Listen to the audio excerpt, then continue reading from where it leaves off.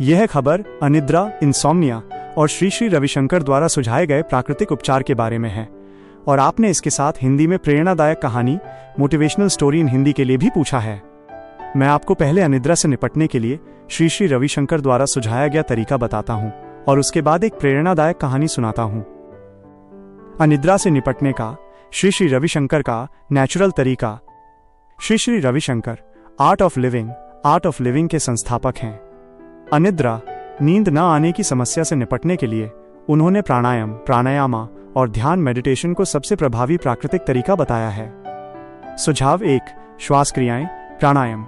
उनका सुझाव है कि सोने से पहले सुदर्शन क्रिया जैसी श्वास तकनीकें या साधारण अनुलोम विलोम करने से मस्तिष्क शांत होता है, तनाव कम होता है और गहरी नींद आने में मदद मिलती है।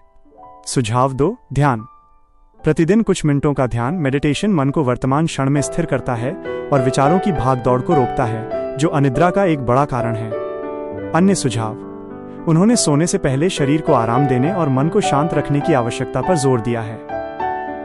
आपके लिए एक प्रेरणादायक कहानी मोटिवेशनल स्टोरी इन हिंदी। शीर्षक, घड़े की कीमत। एक बार एक गांव में एक वृद्ध किसान रहता था। उसके पास 2 बड़े घड़े थे, जिन्हें वो एक लकड़ी की बल्ली पर बांधकर कंधे पर रखकर नदी से पानी लाने के लिए इस्तेमाल करता था। उन 2 घड़ों में से एक घड़ा थोड़ा फटा हुआ था।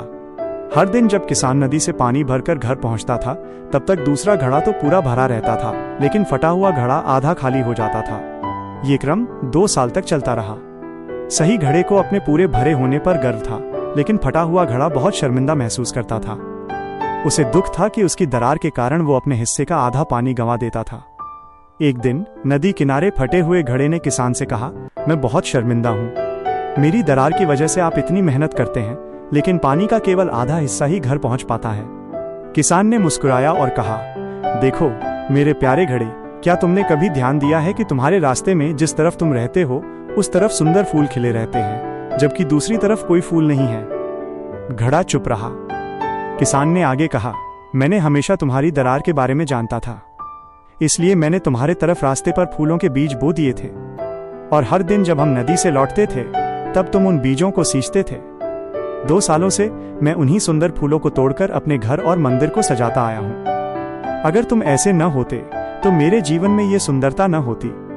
सीख, मॉरल। हम सभी में कोई ना कोई कमी या दरार जरूर होती है, लेकिन अगर हम अपनी कमी को सकारात्मक रूप से देखें तो वो दूसरों के लिए या स्वयं के लिए सुंदरता, खुशी और प्रेरणा का स्रोत बन सकती है।